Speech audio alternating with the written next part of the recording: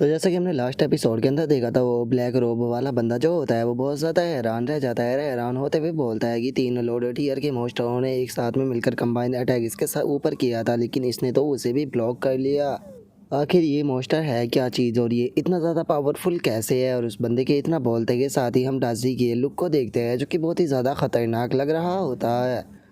और अब इतना बोलते के साथ ही हम देखते हैं कि वे अपने चारों तरफ एक अजीब सा बैरियर जो होता है वो बनाने लगते हैं। और उनमें से एक बंदा जो होता है वो बोलता है कि हमारे मॉन्स्टरों की पावर इतनी ज़्यादा नहीं है कि वो इसका सामना कर पाए। और उन लोगों के इतना बोलते के साथ ही गाओ पैंग जो होता है वो उन लोगों से बोलता है कि मुझे बताओ कि क्या तुम्हारे जैसे यहाँ पर और भी लोग जो है वो मौजूद है। अगर तुम्हारे जैसे यहाँ पर और लोग मौजूद नहीं है तो अब तुम यहाँ पर मरने वाले हो।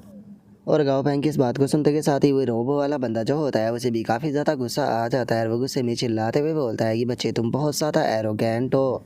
लगता है कि पहले जो तुम्हारा मॉन्स्टर है उसे रास्ते से हटाना पड़ेगा, जिसके बाद में हम तुमसे डील करेंगे। और इतना बोलते के साथ ही वो अपने मॉन्स्टर को ऑर्डर दे देता है डाची के ऊपर अटैक करने के लिए। जो देखकर गाँव पैंग जो होता है वो भी वाइट प्लेट को ऑर्डर देते हुए बोलता है कि वाइट प्लेट जाकर इन्हें ख़त्म कर दो। जो सुनकर वाइट प्लेट भी ओके बोलकर उन सभी के ऊपर जाकर अचानक से अटैक कर देकर उनमें से कुछ लोगों को वहीं पर ही मार देता है। और उनमें से जो बचे हुए बंदे होते हैं वो इस चीज़ को देखकर बहुत घबराने लगते हैं। और एक बंदा घबराते हुए बोलता है कि डैमिट, मैंने नहीं सोचा था कि इस ब्रैट के पास में एक असेसियन टाइप का भी मॉन्स्टर होगा, जल्दी से यहाँ से पीछे हटो। और उन लोगों के इतना बोलते के साथ ही गाँव पैंग जो होता है वो बोलता है कि चलो खेलते हुए यहाँ पर काफ़ी ज़्यादा टाइम जो है वो हो चुका है। आइस लोएन हम लोगों को यहाँ से हट जाना चाहिए, क्योंकि बेफालतू के हम लोग जो है वो डाजी के रास्ते में ही आएंगे। और गाँव पैंग के इतना बोलते के साथ ही डाजी भी अब अपने ओरा को रिलीज करना शुरू कर देता है। और गाँव पैंग उसके ऊपर से छलांग लगाते हुए डाजी से बोलता है कि ठीक है डाजी, जल्दी से इन सभी को ख़त्म कर दो। और अब गाँव पैंग के इतना बोलते के साथ ही ये जो बर्ड टाइप मॉन्स्टर होता है डाजी उसके ऊपर एक अटैक ही कर उसे वहीं पर ही मार देता है। तभी एक और मॉन्स्टर जो होता है वो डाजी की तरफ अटैक करने के लिए आता है। लेकिन इससे पहले कि वो डाजी के ऊपर अटैक करता, डाजी उस मॉन्स्टर के ऊपर अपनी टेल से अटैक कर देता है, जिसका वो काफ़ी पीछे जाकर गिरता है। लेकिन तभी वो दूसरे मॉन्स्टर के सहारे से रुक जाता है। और उसके बाद में वो उस मॉन्स्टर के ऊपर बैठ जाता है। और अब दोनों मॉन्स्टर एक साथ में डाची के ऊपर अटैक करने के लिए आने लगते हैं। जो देखते के साथ ही डाची जो होता है वो उनमें से एक मॉन्स्टर के खिंचाकर पंच मारता है, लेकिन तभी दूसरा छलांग लगाकर जो डाजी होता है उसकी तरफ फुल स्पीड में अटैक करने के लिए आने लगता है। और हम देखते हैं कि इस बार का उसका जो अटैक होता है वो फाइनली डाची से टकरा जाता है। और उसके अटैक के कारण डाची भी इंजर्ड हो जाता है। और इस चीज़ के कारण डाजी को बहुत ज़्यादा गुस्सा आता है। और वो गुस्से में चिल्लाते हुए बोलता है कि बास्टर्ड, तुम्हारी हिम्मत कैसे हो गई मेरे शरीर को टच करने की, इसका जो पे है वो तुम्हें आज ही करना होगा। और इतना बोलते के साथ ही डाजी जो होता है वो अचानक से अपनी किसी स्किल का इस्तेमाल करता है। और डाजी की उस स्किल के कारण हम देखते हैं कि अचानक से ही उस दूसरे मॉन्स्टर की बॉडी में आग लगना शुरू हो जाती है। और अगले ही पल उसकी बॉडी जो होती है वो ब्लास्ट हो जाती है। और इस चीज़ को देखकर गाँव पैंग जो होता है वो भी डाजी की तारीफ करते हुए बोलता है कि ये बिल्कुल भी बुरा नहीं था। अब डाजी जो है वो अपने सेम लेवल के जो मॉन्स्टर है उन्हें बहुत ही आसानी से मार सकता है। जो सुनकर वाइट ब्लेड भी बोलता है कि मास्टर, में भी इन्हें एक ही अटैक में जो है वो मार सकता हूँ। जो सुनकर गाँव पैंग उससे बोलता है कि ठीक है, जो बाकी के 2 बचे हुए लोग हैं जाकर वो उन्हें पकड़ लो, याद रखना वे भागने नहीं चाहिए। और गाँव पैंग के इतना बोलते ही हमारा व्यू थोड़ी देर बाद पर आ जाता है, जहाँ पर कि गाँव पैंग चैन हान के पास में आ चुका होता है। और उसे बोलता है कि चैन हान, टेंशन मत लो, जल्दी ही रेस्क्यू टीम यहाँ पर आ जाएगी। जो सुनकर चैन हान गाँव पैंग से माफ़ी मांगने लगता है। जो सुनकर गाँव पैंग चैन हान से बोलता है कि चैन हान, माफ़ी तो मुझे तुम्हें यहाँ पर मांगनी चाहिए, क्योंकि इन लोगों का टारगेट मैं था और मेरे कारण तुम यहाँ पर बेफालतू के इस मुसीबत के अंदर फंस गए। इसीलिए मैं इस चीज़ के लिए तुमसे माफ़ी मांगना चाहता हूँ।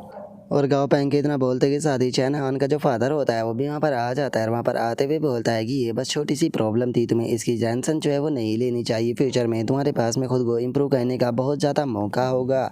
अभी तो जो क्लैमिटी है उसे केवल 5 साल ही बीते हैं, लेकिन इतने कम टाइम में भी तुम खुद को काफ़ी पावरफुल जो है वो बना चुके हो। इसीलिए मुझे यकीन है कि तुम फ्यूचर में अपने आप को काफ़ी अच्छे से पावरफुल बना पाओगे।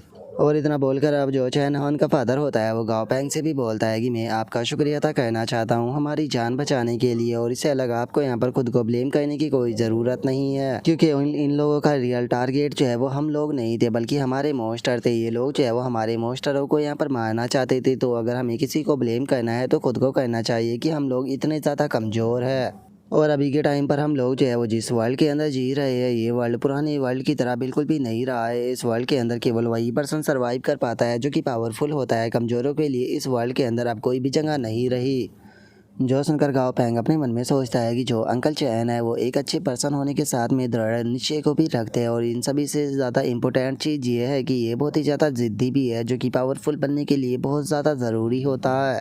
और गाँव पैंग के इतना सोचते के साथ ही ज़मीन के अंदर से अचानक से एक मॉन्स्टर निकल कर बाहर आ जाता है, जिसे देखने के बाद में चैन हान का फादर जो होता है वो उस मॉन्स्टर के सर के ऊपर हाथ फेरते हुए बोलता है कि क्या तुम यहाँ से नहीं भागे थे? मुझे तो लगा था कि शायद तुम यहाँ से भाग जाओगे, क्योंकि पास्ट में मैंने तुम्हें यहाँ पर ट्रैप कर कर ज़बरदस्ती तुम्हारे साथ में ब्लड कॉन्ट्रैक्ट साइन किया था, जिस कारण तुम हमेशा ही मुझसे नफरत करते रहे हो, और मुझे लगा था कि इस सिचुएशन का फ़ायदा उठाकर तुम भाग जाओगे।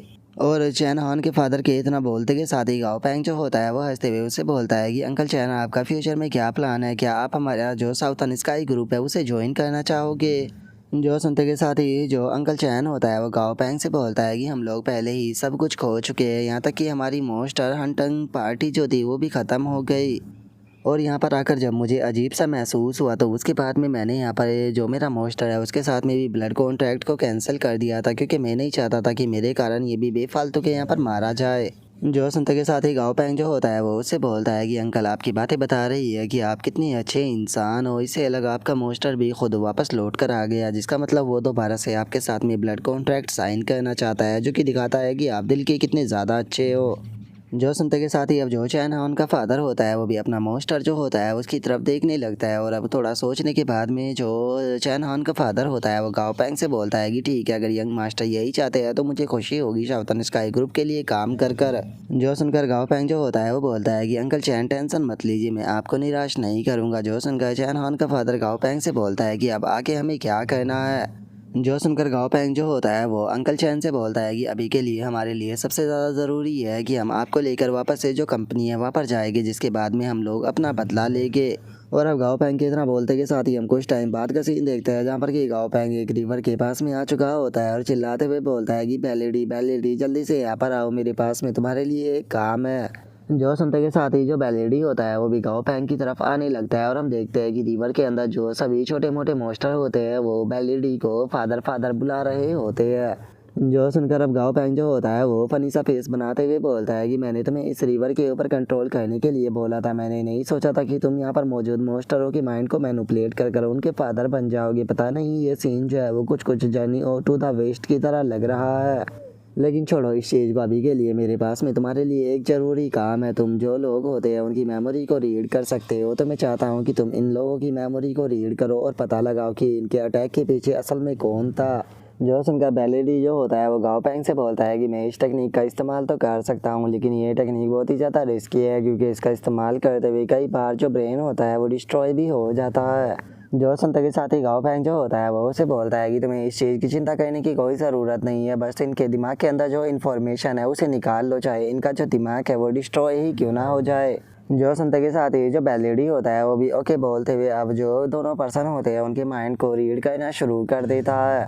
और अब जो बैलेडी होता है वो उनके माइंड को रीड करते हुए जो गाओ पैंग होता है वो बताता है कि ये लोग जो है वो वैसे तो जो यंगली रीजन है वहाँ के स्पाई है, लेकिन इन लोगों को जो निहोन रीजन है वहाँ पर भेजा गया था, और निहोन रीजन के अंदर जाने के बाद में इन लोगों को तुम्हें मारने का मिशन जो है वो मिला था, और इनके लिए आखिरी आदेश जो था वो खुद को एक नेमलेस ऑर्गेनाइजेशन के अंदर छुपाने के लिए था।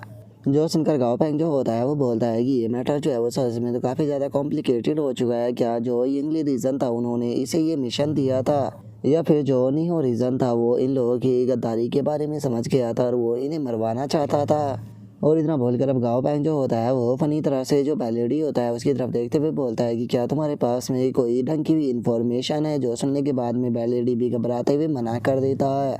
और अब जो गाओ पैंग होता है वो फनी सा फेस बनाते हुए बोलता है कि सच में ये मैटर काफ़ी ज़्यादा कंफ्यूजिंग है, क्या उन लोगों को ऐसा लगता है कि मैं काफ़ी गुस्से वाला पर्सन हूँ और ऐसी छोटी सी इन्फॉर्मेशन मिलते के साथ ही उनके ऊपर अटैक करना शुरू कर दूँगा। जो सुनते के साथ ही फिल्मी जो होती है वो गाओ पैंग से बोलती है कि गाओ पैंग आखिर इस चीज़ में हेजिटेट करने की क्या ही ज़रूरत है, बस इतना काफ़ी है कि ये दोनों जो है वो बुरे इंसान है, तो एक एक कर हम इन्हें ख़त्म क्यों नहीं कर देते। और फ्लेमी की इस बात को सुनकर गाओ पैंग जो होता है वो भी बोलता है कि फ्लेमी तुम बिल्कुल सही कह रहे हो, इतना ही काफ़ी है कि ये निहोन रीजन से बिलोंग करते हैं, तो क्या सच में बस मुझे इस बहाने को लेकर जो निहोन रीजन है उसके साथ में फाइट करना शुरू कर देना चाहिए, या फिर जो सच्चाई है मुझे उसका पता लगाना चाहिए। और अब गाँव पैंग के इतना बोलते के साथ ही हमारा व्यू जो होता है वो ब्लैक फॉग वर्ल्ड के अंदर आ जाता है, जहाँ पर कि हम देखते हैं कि जो डमी होता है उसकी सेना काफ़ी ज़्यादा बड़ी हो चुकी होती है।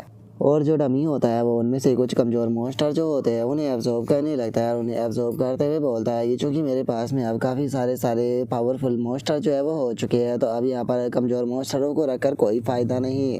और इतना बोलते के साथ ही जो डमी होता है उसके पास में अचानक से जो गाओ पैंग होता है उसका मैसेज आता है, जिसे महसूस कर कर जो डमी होता है वो बोलता है कि मास्टर टेंशन मत लीजिए, मैं जल्दी ही आपके पास में पहुंच जाऊंगा।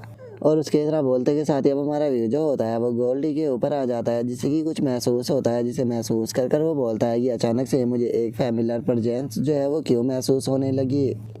जो सुनकर वाइट ब्लेड जो होता है वो गोल्डी से बोलता है कि गोल्ड क्या तुम्हें भी ये चीज़ महसूस हुई। और उसके इतना बोलते के साथ ही अचानक से हम देखते हैं कि पोर्टल के अंदर से जो डमी होता है वो निकल कर बाहर आने लगता है। और बाहर आते के साथ ही जो डमी होता है वो गाँव पैंग के सामने बैठ जाता है, और हमें पता चलता है कि डमी का जो लेवल है वो 59 लेवल पर पहुंच चुका है। और अब डमी जो होता है वो गाँव पैंग से बोलता है कि मास्टर, ब्लैक फॉग वर्ल्ड के अंदर ट्रेनिंग करने के कारण मैं काफ़ी ज़्यादा पावरफुल हो चुका हूँ, और आपकी कमांड को पूरा करने के लिए आपके पास में आ चुका हूँ। जो सुनकर गाँव पैंग जो होता है वो डमी को उठाते हुए बोलता है कि डमी, तुम बिल्कुल सही टाइम पर आए हो, हम लोग जो है वो नियॉन रीजन के लिए जा रहे हैं, तो चलते हुए बातें करते हैं। और अगर नियॉन रीजन की बात की जाए तो उसके बारे में कुछ मिथ है। ऐसा कहा जाता है कि वहाँ पर जिस टाइम पर क्लैमिटी आई थी तो 100 से भी ज़्यादा जो डीमन है उनकी परेड दिखाई दी थी। और ऐसा भी कहा जाता है कि वहाँ पर टोटल 8 मिलियन गॉड जो है वो मौजूद है। तो चलो चल कर देखते हैं कि जो गॉड है वो असल में कैसे दिखाई देते हैं। जो सुनकर डमी भी ओके बोल देता है। और उसके इतना बोलते के साथ ही जो गोल्डी होता है वो डमी के पास में आते हुए उसे बोलता है कि बिग गाय, तुम बिल्कुल सही टाइम पर यहाँ पर आए हो, क्योंकि इस छोटे से कीड़े के साथ में ट्रेनिंग करना सच में बहुत ही ज़्यादा बोरिंग था। जो सुनते के साथ ही जो वाइट स्टील होता है वो गुस्से में चिल्लाते हुए उसे बोलता है कि बेवकूफ़ डक कही के वो तुम ही थे जो कि मेरे सामने भीख मांग रहे थे कि मैं तुम्हारे साथ में फ़ाइट कर लूँ। और उनके इतना बोलते के साथ ही जो डाजी होता है वो भी हंसते हुए डमी से बोलता है कि एक बार तुम मुझे क्यों नहीं देखते, बड़ा होने के बाद मैं कितना हैंडसम हो चुका हूँ। और उसके इतना बोलते के साथ ही हम वहाँ पर एक क्रोकोडाइल को देखते हैं, जो कि डमी को देखते हुए अपने मन में सोचता है कि ये कितना ज़्यादा डरावना है। और उसके इतना बोलते ही हमारा व्यू नियॉन रीजन के अंदर आ जाता है, जहाँ पर कि हम एक पर्सन को देखते हैं जो कि कुछ कर रहा होता है। और तभी गाँव पैंगमा पर आ जाता है, और वहाँ पर आते हुए उस बंदे से बोलता है कि क्या तुम लोग चाहे वो मॉन्स्टर को हार्वेस्ट करते हो। जो सुनकर वो बंदा जो होता है वो घबराते हुए गाँव पैंग को बताता है कि माई लॉर्ड, इन्हें वाइट मीट शंक जो है वो कहा जाता है। जिस टाइम पर धूप होती है तो ये धूप सेकने के लिए समुंदर से बाहर आ जाते हैं, और जब बारिश होती है तो ये दोबारा से समुंदर के अंदर चले जाते हैं। और जो टाइम चल रहा है ये टाइम सबसे ज़्यादा अच्छा होता है इनके वाइट मीट को खुरचने का, ताकि जो साशिमी है उसे बनाया जा सके। जो सुनते के साथ ही गाँव पैंग जो होता है वो अपने मन में सोचता है कि मैं जानता हूँ कि जो मॉन्स्टर होते हैं वो नॉर्मली ऐसे ही अटैक जो है वो नहीं करते, और अगर हम उनके साथ में अच्छे से पेश आते हैं तो वे हमारे साथ में अच्छे से ही पेश आते हैं। लेकिन यहाँ की जो सिचुएशन है वो काफ़ी ज़्यादा अजीब है। ये चाकू से उसके मांस को खुरच रही है, लेकिन उसके बाद भी ये मॉन्स्टर ना तो घबरा रही है और ना ही इनके ऊपर अटैक कर रहे हैं। और अब इतना बोलते ही गाँव पैंग जो होता है वो उस मॉन्स्टर की तरफ देखने लगता है, जिसका नाम की वाइट शंक होता है, और उसका लेवल 17 होता है, और उसका ग्रेड नॉर्मल होता है, और एट्रीब्यूट मेटल होता है।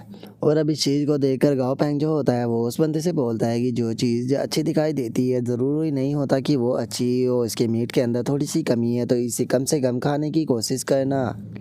जो सुनते के साथ ही वो बंदा जो होता है वो गाँव पैंग से बोलता है कि माई लॉर्ड, हमारे आज का जो जीने का सहारा है वो यही है। जो सुनकर गाँव पैंग जो होता है वो अपने मन में सोचता है कि ये फिशमैन जो है वो ऐसा लगता है जैसे कि किसी का गुलाम हो। मैं इसके यहाँ पर भलाई की बात कर रहा हूँ, लेकिन इसकी बातों को सुनकर ऐसा लग रहा है जैसे कि ये डरते हुए ये सोच रहा हो कि मैं इसकी मछलियों को छीनना चाहता हूँ। और इतना सोचकर गाँव पैंग जो होता है वो उस बंदे से बोलता है कि अपने सामान को तुम अपने पास में रखो, मुझे ये नहीं चाहिए, बस मुझे इतना बताओ कि मैं आखिर हूँ कहाँ पर। जो सुनकर वो बंदा जो होता है वो घबराते हुए जो गाँव पैंग होता है उसे बताता है कि इस जगह को जियाचैंग आइसलैंड जो है वो कहा जाता है।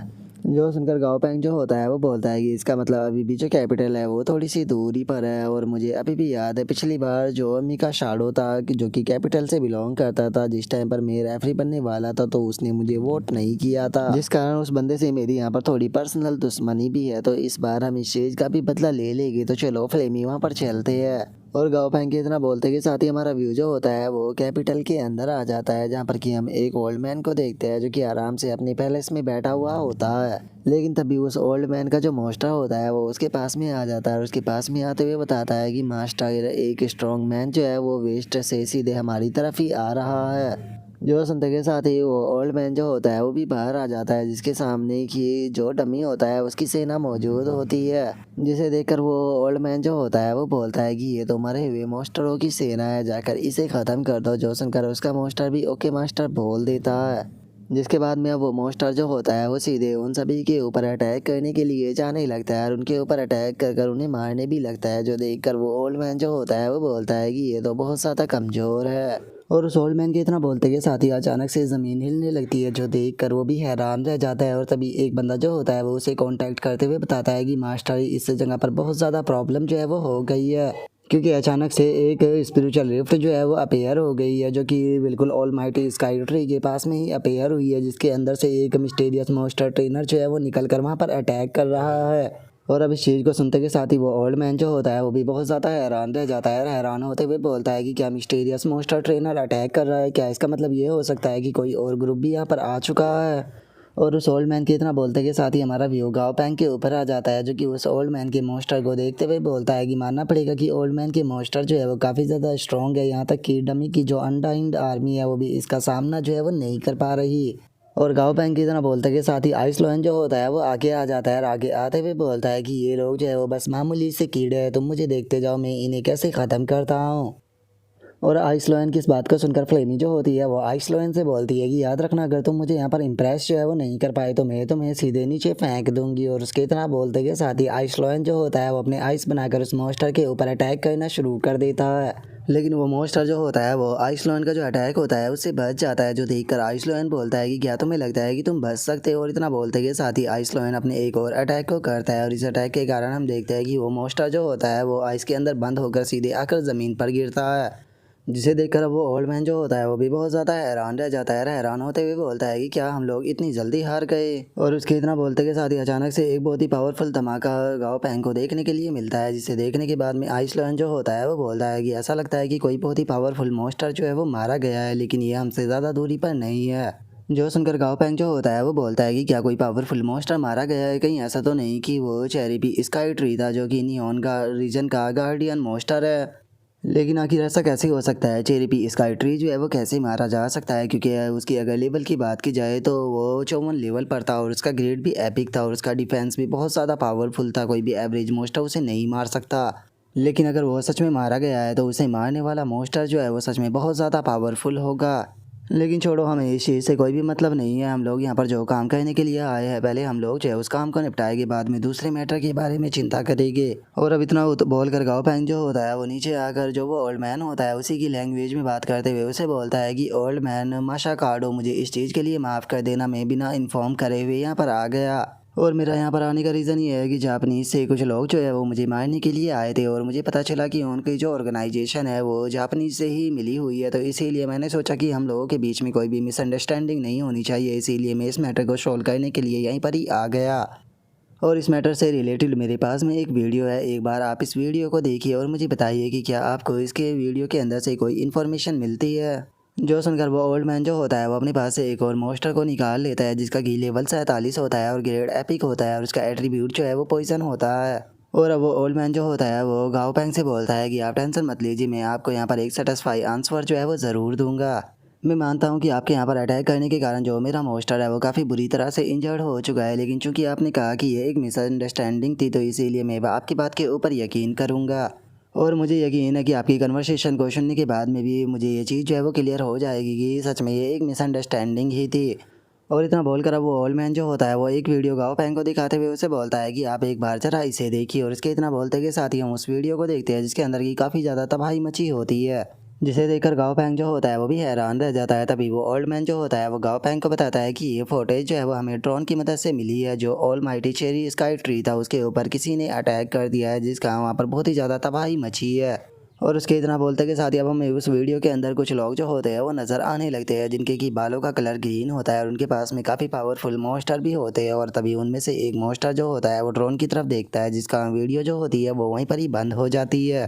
और अब वो ओल्ड मैन जो होता है वो गाओ पैंग को बताता है कि ड्रोन के डिस्ट्रॉय होने से पहले ही ये फुटेज जो है वो हमारे पास में आ गई थी और हमने इन लोगों के फेस को मैच करने के लिए अपने सिस्टम के अंदर भी डाल कर देगा, लेकिन इन लोगों का हमें कोई भी इन्फॉर्मेशन जो है वो प्राप्त नहीं हुआ। ऐसा है जैसे कि ये सिस्टम के अंदर हो ही ना, जबकि हम लोग जो है वो बहुत ही ज़्यादा हाईली एडवांस सिस्टम का इस्तेमाल कर रहे थे, जिसका मतलब ये साफ़ है कि सिस्टम के अंदर कोई भी प्रॉब्लम जो है वो नहीं हो सकती है, जिसका मतलब अब यहाँ पर केवल एक ही पॉसिबिलिटी बैठती है। जो सुनते के साथ ही गाओ पैंग जो होता है वो भी थोड़ा सा हैरान रह जाता है। हैरान होते हुए अपने मन में सोचता है कि क्या इसका मतलब ये हो सकता है कि ये लोग किसी दूसरे वर्ल्ड से या फिर किसी दूसरे रीजन से यहाँ पर आए हैं। क्योंकि पिछली बार जब मैं बाइकिंग से मिला था तो बाइकिंग और उसके मॉन्स्टर को देखने के बाद में मैं ये साफ कह सकता था कि वे लोग पृथ्वी से ही बिलोंग करते थे, लेकिन किसी कारण से वे लोग अपनी पूरी सभ्यता को लेकर पृथ्वी को छोड़कर चले गए।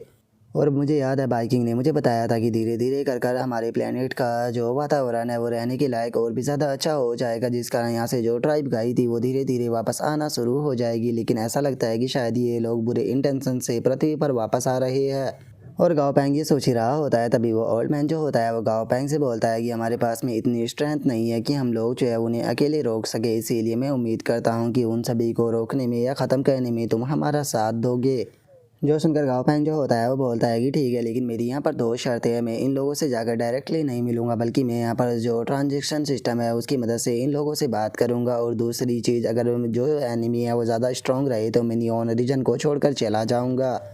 और इतना बोलकर गाओ पैंग जो होता है वो अपने मन में सोचता है कि यहाँ की जो परिस्थिति है वो बदल चुकी है, तो इसलिए मैं इसके ऊपर प्रेशर जो है वो नहीं कर सकता हूँ। लेकिन अगर मुझे इसके साथ में कोऑपरेट करना है तो सबसे पहले मुझे मेरे राइट्स जो है उन्हें प्रोटेक्ट करना होगा। जो सुनते के साथ ही वो ओल्ड मैन जो होता है वो गुस्से में गाओ पैंग से बोलता है कि ठीक है, मुझे इस चीज़ से कोई भी प्रॉब्लम नहीं है। जो सुनकर अब गाओ पैंग उस ओल्ड मैन से बोलता है कि ठीक है, तो फिर टाइम को बर्बाद कर कोई फ़ायदा नहीं है, जल्दी से वहाँ पर किसी को भेजो।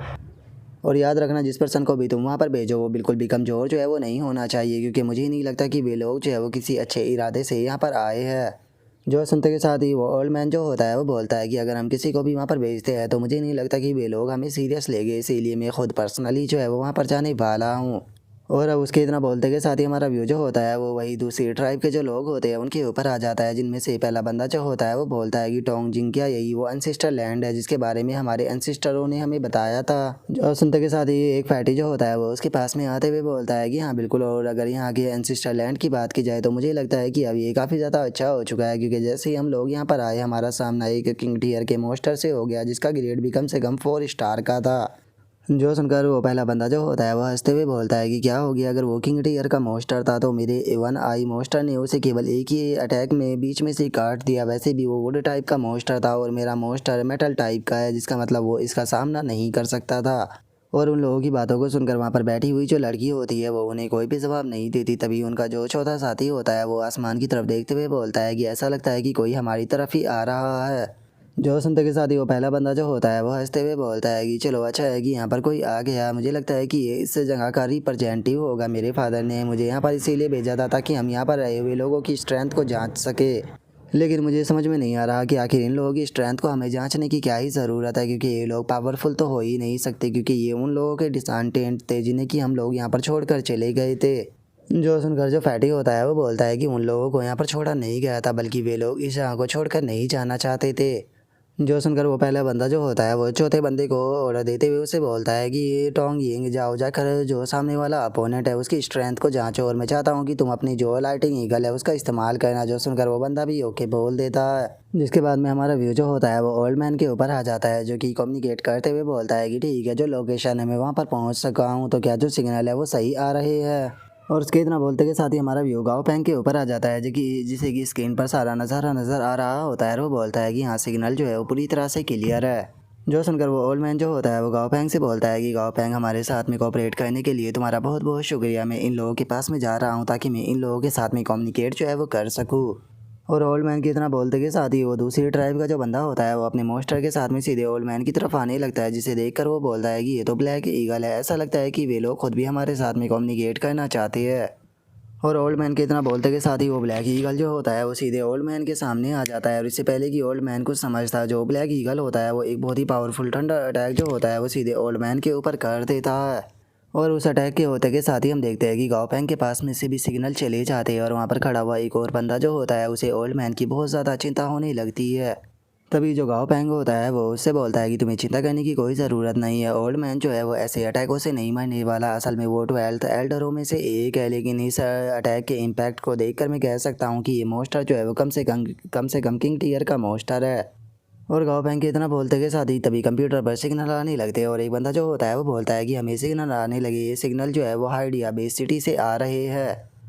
और अब उस बंदे की इतना बोलते के साथ ही हमें स्क्रीन पर कुछ मोस्टर नज़र आने लगते हैं, जहाँ पर कि पहले मोस्टर का नाम ब्लैक लाइटिंग ईगल होता है, जिसका कि लेवल 57 होता है और ग्रेड परफेक्ट होता है। और वहीं जो दूसरा मोस्टर होता है उसका नाम वन आई जाइंट डीमन होता है, जिसका कि लेवल 58 और ग्रेड एपिक होता है। और जो चौथा मोस्टर होता है उसका नाम golden light Holi spirit beast होता है, जिसका कि लेवल 58 और ग्रेड एपिक होता है। और जो चौथा मोस्टर होता है उसका नाम सिक्स टस्क बाइशूम एलिफेंट होता है, जिसका कि लेवल 59 और ग्रेड एपिक होता है। और उन मोस्टरों को देखकर गाओ पैंग जो होता है वो अपने मन में सोचता है कि इनमें से 3 मोस्टर जो है वो एपिक ग्रेड के और एक मोस्टर परफेक्ट ग्रेड का है, और वहीं जो इनके लेवल है वो भी बहुत ज़्यादा हाई है। ये किंग टीयर की पीक पर पहुंच चुके हैं।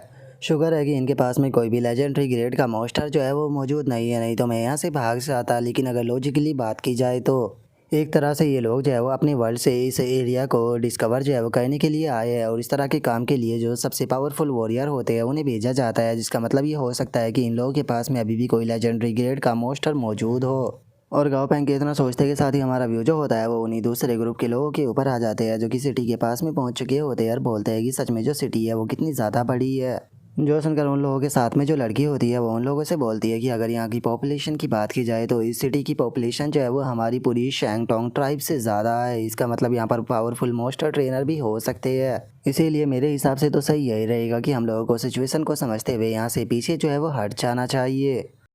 जो सुनते के साथ ही जो फैटी होता है वो भी बोलता है कि मुझे लगता है कि ये सही कह रही है। हम लोग जो है वो अभी भी यहाँ की जो सिचुएशन है उसे अच्छे से नहीं जानते, और वैसे भी यहाँ पर आने का हमारा जो मिशन था वो पहले ही कंप्लीट हो चुका है, तो इससे पहले कोई खतरा है हम लोगों को वापस चले जाना चाहिए।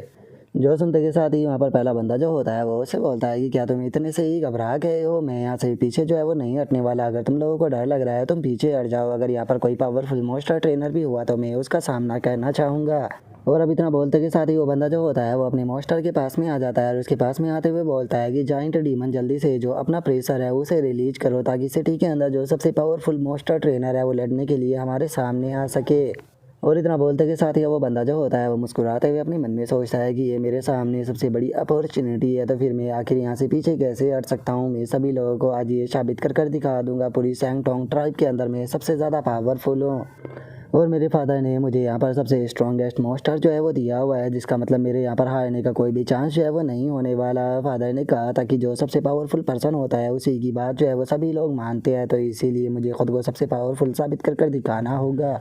और उसके इतना बोलते के साथ ही हमारा व्यू 10 मिनट बाद पर आ जाता है, जहाँ पर कि जो फैटी होता है वो बोलता है कि 10 मिनट बीत चुके हैं लेकिन अभी तक भी कोई नहीं आया। सच में ये चीज़ काफ़ी ज़्यादा अजीब है। क्या सच में जो सिटी के लोग हैं उन्हें इस चीज़ से कोई भी चिंता नहीं है कि बाहर से कोई उनके ऊपर अटैक कर रहा है?